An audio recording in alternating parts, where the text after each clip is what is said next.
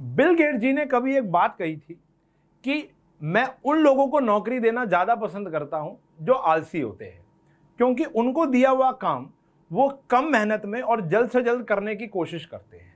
वो ढूंढ लेते हैं कोई एक हार्ड वर्किंग काम का कोई ना कोई एक शॉर्टकट जिससे उनका टाइम और मेहनत दोनों बच जाए और काम भी हो जाए। तो नोट्स बनाना बच्चों के लिए एक बहुत बड़ा टास्क होता है। कई बच्चे तो बहुत दूर भागते हैं नोट्स बनाने के चक्कर में, क्योंकि मेहनत का काम है। हर एक चैप्टर को पढ़ो, क्रीम पोर्शन निकाल के एक रजिस्टर बनाओ, उसके बाद उसका और क्रीम पोर्शन बनाओ। एग्जाम टाइम में हेल्प मिलती नहीं मिलती, इसके ऊपर भी बात करेंगे आज हम। तो क्या नोट्स बनाना रियली बड़ा इंपॉर्टेंट होता है अच्छे नंबर लाने के लिए? ये आज की वीडियो में बात करेंगे। तो नमस्कार, मैं हूं उशांक और स्वागत करता हूं आप सभी का लर्न एंड फन कॉमर्स पर। देखो, नोट्स बनाना अच्छी बात है या बुरी बात, इस वीडियो के अंत तक तो आपको पता चल जाएगा, और नोट्स बनाना कैसे है ये भी पता चल जाएगा। लेकिन एक बहुत बड़ी स्टेटमेंट मैं आपको पहले ही बता दूं, ये कॉमन सेंस है, सबको पता है। कोई भी बड़ा एग्जाम हो या छोटा एग्जाम हो, बिना नोट्स के आप अच्छे नंबर प्राप्त कर लो, इसकी प्रोबेबिलिटी बहुत कम होती है। Being a teacher from past 13 to 14 years, और कई एग्जाम में मैंने खुद भी बैठा हूं, कई अच्छे लेवल के पेपर दिए हैं, chartered accountancy final drop out हूं। कई बारी पेपरों में मैंने ऐसा समझा है, परखा है कि भैया अगर नोट्स नहीं होते तो शायद मैं पेपर देने भी ना जाता। मैं बहुत बड़ी स्टेटमेंट दे रहा हूं कि बिना नोट्स के पेपर देने भी ना जाता। यस, तो नोट्स बड़ा इंपॉर्टेंट की फैक्टर होता है। बट मुद्दा यह है कि इतना ज्यादा करिकुलम है हम लोगों का, खास करके 11th-12th के बच्चों का, पढ़ाई इतनी ज्यादा, और कोविड के बाद तो हम इतने आलसी हो चुके हैं कि हम उन नोट्स को खुद से बनाने की जरूरत भी नहीं करते, मतलब कोशिश भी नहीं करते। और कई बच्चे तो ऐसे होते हैं, कई अच्छे बच्चे ऐसे होते हैं जो हर एक चीज अपने हाथ से लिखते हैं। ठीक है, उनका अपना पढ़ने का स्टाइल है, लेकिन मैं मेजॉरिटी बच्चों की बात करूंगा कि वो जो नोट्स होते हैं ना, वो खुद नहीं बनाते। क्या ये इंपॉर्टेंट है नोट्स खुद बनाना? Answer is no.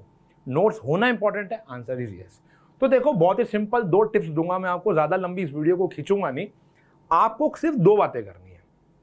पहला, आपको नोट्स बनाने नहीं है, ठीक है जी। अब वो प्रिपेयर कैसे होंगे, लेकिन एग्जाम टाइम पे जो हमको क्रीम पोर्शन चाहिए होगा, क्या हम एग्जाम टाइम पर ये 2 मोटी मोटी किताबें पढ़ पाएंगे? क्या अकाउंटेंसी क्लास 11th की इतनी मोटी किताबें, और ऐसी 3 किताबें होती हैं क्लास 12th स्टैंडर्ड की, हम सब जानते हैं, टीएस गरेवाल। इकोनॉमिक्स की 2 किताबें, चाहे वो 11th हो चाहे वो 12th हो। मैथमेटिक्स की 12th में 2 किताबें, 11th में 1 किताब, फिर रेफरेंस किताब, फिर दूसरा ट्यूशन, हमारा बहुत सारी चीजें हो जाती हैं पढ़ने के लिए। और पेपर अगले दिन है या 2 दिन बाद है, 2 दिन में कुछ भी नहीं हो पाएगा, सारी चीजें नहीं पढ़ पाओगे। तो नोट्स होना तो बहुत इंपॉर्टेंट है, बहुत ज्यादा। अब इसको बनाए कैसे और बताता हूं। पहला टिप ये कहता है कि जब भी आप उस चैप्टर को पहली बारी पढ़ो, जब भी अपने जीवन में पहली या दूसरी बारी आप उस चैप्टर को पढ़ते हो, मेरा मानना यह है कि एक अच्छा बच्चा या एक एवरेज बच्चा 1 साल में एक चैप्टर मिनिमम 2 से लेकर 3 बारी पढ़ता है। जब आप पहली बारी उसे पढ़ो तो आपने अंडरलाइन करना है पेंसिल। हमेशा पेंसिल आपकी हर एक बुक के अंदर पड़ी होनी चाहिए या आपकी ज्योमेट्री में होनी चाहिए। आपको अंडरलाइन करना है इंपॉर्टेंट लाइन्स, खास करके थियोरिटिकल सब्जेक्ट्स के अंदर। अकाउंटेंसी की बात करूं तो आपने जब 11th की अकाउंटेंसी पढ़ रहे हो तो वहां पर थ्योरी भी है और प्रैक्टिकल भी है। तो थ्योरी के अंदर तो जैसे आप इको की थ्योरी मार्क कर रहे हो या बीएसटी की थ्योरी मार्क कर रहे हो, लेकिन अगर आप प्रैक्टिकल फॉर्म की बात करो तो इंपॉर्टेंट टर्म्स, इंपॉर्टेंट एडजस्टमेंट को अंडरलाइन करके इंपॉर्टेंट मार्क कर लेना है। मैथमेटिक्स में इंपॉर्टेंट फॉर्मूला एनसर्कल कर लेना है। मैथमेटिक्स के अंदर कई कंक्लूजन्स होते हैं, कई इंपॉर्टेंट क्वेश्चंस होते हैं, आपने उनको मार्क कर लेना है। और उन इंपॉर्टेंट क्वेश्चन जो आउट ऑफ द बॉक्स सोच के करने होते हैं, जो सीधे सीधे नहीं हो रहे होते, जिसमें कुछ multiply by 2, divide by 2, construction हो रही है, कुछ ना कुछ ऐसा हो रहा है, तो वहां पर उसके साथ में लिख दें कि इसके अंदर ये आउट ऑफ द बॉक्स एक चीज है जो हमें करनी पड़ेगी। ये बड़ा स्पेशल क्वेश्चन है, ठीक है जी। तो पहला काम तो है पेंसिल से अपनी पूरी की पूरी किताब को भर दे। उस चैप्टर को पूरा का पूरा आपने पेंसिल से क्या कर लिया, मार्क कर दिया। जो मेन बात है, जो आपको पढ़नी है, ये पढ़ लिया तो पूरा चैप्टर कवर हो जाएगा। बाकी आपने जो 25, 30 या 40% है, आपने उसको छोड़ दिया। जो बकवास लिखी हुई है या जो लिखा हुआ है वो एग्जामिनेशन पॉइंट ऑफ व्यू के लिए तो खास नहीं है। पहला स्टेप तो ये हो गया। दूसरा स्टेप, जब आप दूसरी बारी पढ़ोगे, टुक एन हाईलाइटर, एक हाईलाइटर पकड़ लो। अब जो आपने पहले लिखा था, पेंसिल से अंडरलाइन किया था, अमूमन बच्चा जब पहली बारी पेंसिल से अंडरलाइन करता है ना, तो वो कुछ ऐसी चीजें भी मार्क कर देता है जो शायद इतनी इंपॉर्टेंट नहीं है, वो उसको धीरे धीरे तब समझ में आता है जब वो कोई यूटी देगा या वो मिड टर्म एग्जाम देगा, तो उसको समझ में आ जाएगा कि यार ये तो इतना इंपॉर्टेंट है ही नहीं, मैम इसका जिक्र क्लास में इतना ज़्यादा नहीं करती है, पास्ट ईयर्स क्वेश्चंस में भी मतलब PYQs के अंदर भी इसका कहीं जिक्र ज़्यादा है नहीं, तो ये लीस्ट इंपॉर्टेंट है। पढ़ तो लूंगा लेकिन ये नोट्स में डालने की जरूरत नहीं है। ऐसा माना जाता है कि जो नोट्स होने चाहिए वो 20% होने चाहिए पूरे चैप्टर के, 20 या 25%, इससे ज़्यादा नहीं। तो ऑब्वियस बात है, पूरे 20 अगर चैप्टर आ रहे तो 20 के 20 का 100% तो पेपर में नहीं आएगा ना, उसका कुछ पोर्शन आएगा, और वो पोर्शन इंपॉर्टेंट है या नहीं ये पढ़ते पढ़ते हर एक बच्चे को समझ में आ जाता है। उसके बाद जब आपने हाईलाइट किया मेरे प्यारे बच्चों, हाईलाइट करने के बाद आपने देखा होगा जो पेंसिल से हाईलाइट किया था और जो हाईलाइटर से हाईलाइट किया वो कम हो चुका है। पहले अगर वो 60% था तो अब ये पोर्शन आ गया है 40% पर, 30% पर, लेकिन अब भी बात बनी नहीं है। जब हम उस चीज को प्रिपेयर करेंगे तो हम एक चीज का इस्तेमाल कर सकते हैं जो मैं तो बहुत करता था। अब मुझे बताओ, क्या हम ऐसी 3 किताबें पेपर से 2 दिन पहले लेकर जा सकते हैं या पेपर से 2 दिन पहले लेकर बैठ सकते हैं? Answer is no. Chartered accountancy के अंदर अगर आपको बात बताऊं, हमारी डेटशीट आती थी 19, 20, 21, 22, मई जून का महीना होता था। मई में हमारे पेपर होते थे। गर्मी दिल्ली जैसे क्षेत्र में बहुत ज़्यादा होती थी, तो ये रियलिटी है, ये रियलिटी है। मेरा जो सेंटर पड़ता था, मैं रोहिणी में रहता हूँ और मेरा सेंटर पड़ता था गाजियाबाद में, गाजियाबाद लोनी क्षेत्र के अंदर। मेट्रो शायद आज भी नहीं जाती वहाँ पर, और जाती भी होगी तो 2-3 चेंज करके। हमारे टाइम पे तो मेट्रो नहीं जाती थी, बस 3 बदलनी पड़ती थी। ओला उबर नाम की चीज़ नहीं थी, और अगर प्राइवेट टैक्सी करने की बात हो तो हमारी जेब अलाउ नहीं करती थी। तो हम सुबह 6 से लेकर 7 बजे उठते थे, मतलब बैठ जाते थे बस के अंदर, और वहाँ पर 10 बजे सेंटर पड़ता था, 2 घंटे जाने में लगते थे। तो 7 बजे की बस पकड़ते थे, 6:30 की बस पकड़ते थे, तो 9 बजे के आसपास वहाँ पहुँचते थे, 9, सवा 9। 10 बजे हमारा पेपर स्टार्ट होता था, 1-1:30 बजे हमारा पेपर खत्म होता था। 2 बजे हम सेंटर से बाहर आते थे, 2, सवा 2 की बस पकड़ते थे, 5 बजे के आसपास हम लोग घर पहुंचते थे। कल सुबह फिर पेपर देने जाना, कोई छुट्टी नहीं होती थी। अब CA वाले जो लोग हैं वो एक छुट्टी देने लग गए। मैं आपको एग्जाम्पल दे रहा हूं, ये आप में भी बात लागू होगी जो आपके बोर्ड है, मिड टर्म्स है, जो भी है। अब अगले ही दिन मेरा मान लो अकाउंटेंसी का पेपर है, अगले ही दिन मेरा इकोनॉमिक्स का पेपर है, और किताबें इतनी की बहुत सारी, नोट्स इतने की इतने सारे, तो पढ़ाई तो नहीं कर पाओगे ना। आप थक कर आए हो, आपका मतलब धूप में हालत खराब हो चुकी है क्योंकि बस में आपने ट्रैवल किया, 2-3 बसें आपने ट्रैवल की है, तो आप कैसे प्रिपेयर करोगे? तो ये शॉर्टकट हम लोगों ने अपने वहां पर सीखे। हमारे गुरुजी, हमारे जो टीचर्स थे, हम लोगों को वहां पे सिखाया गया। बहुत ही इफेक्टिव तरीका है, मैं अपने बहुत बच्चों को देता हूं और बहुत बच्चे अप्लाई करके अच्छे नंबर स्कोर करते हैं। जो मेन मुद्दा आज का वो है कि फ्लैश कार्ड्स बना सकते हो। आपने नोट्स बनाए, हाईलाइट कर लिया, अंडरलाइन की हुई चीजों को समझ लिया, पेंसिल से अंडरलाइन किया, हाइलाइटर से उसको और छोटा कर दिया। अब उसके अंदर भी कुछ पॉइंट है, BST में अक्सर ऐसा होता है, इकोनॉमिक्स में अक्सर ऐसा होता है, या कह सकते हो मैथमेटिक्स में फॉर्मूलों में अक्सर ऐसा होता है कि अगर हमें हल्का सा हिंट मिल जाए तो हम पूरा पैराग्राफ लिख देंगे।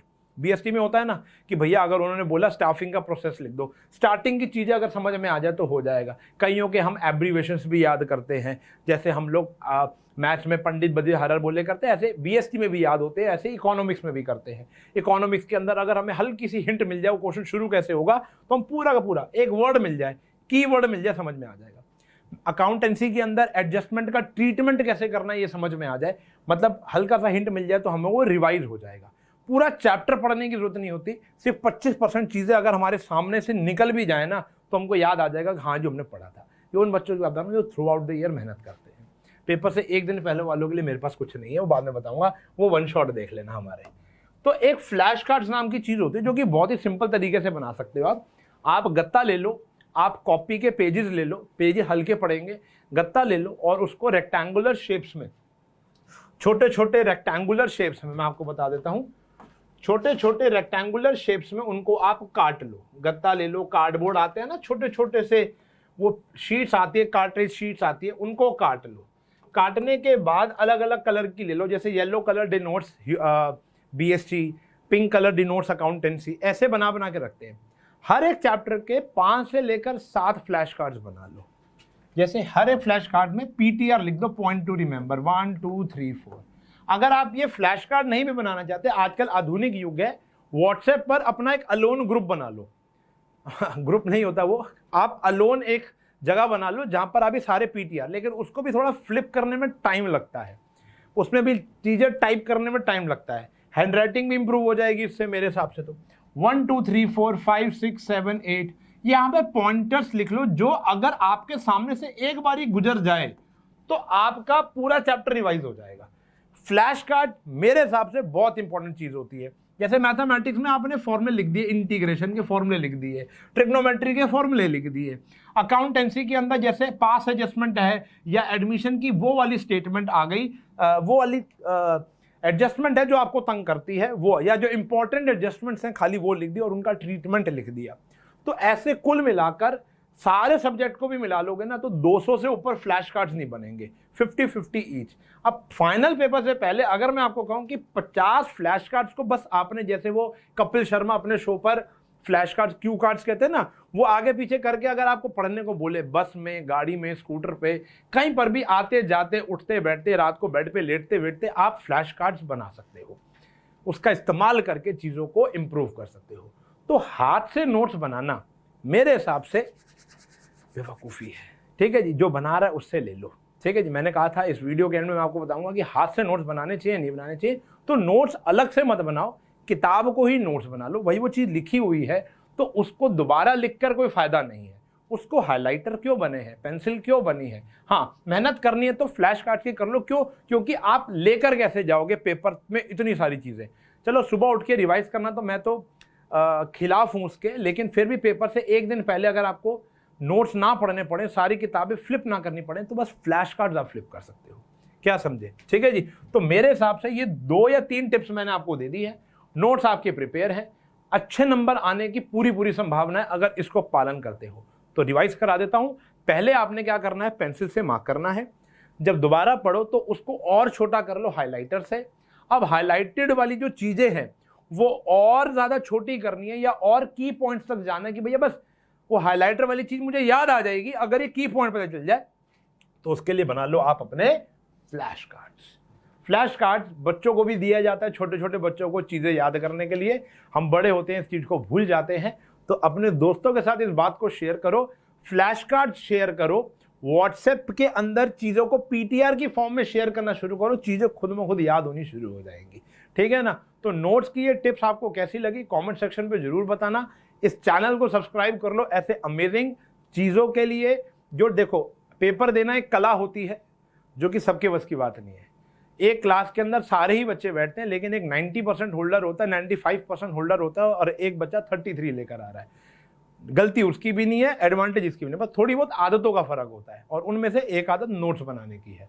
तो ये वाली आदतें अगर ऐसी अच्छी लगती हैं, हम ऐसी अच्छी आदतें और शेयर करें आपके साथ, तो कमेंट बिलो। और कौन सी बात जानना चाहते हो आप हमसे ये बताएं, और इस चैनल को सब्सक्राइब करें, शेयर करें दोस्तों के साथ ताकि वो भी इन बातों का लुत्फ उठा सके। मिलूंगा अगली क्लास में, तब तक के लिए bye bye, take care, have a nice day.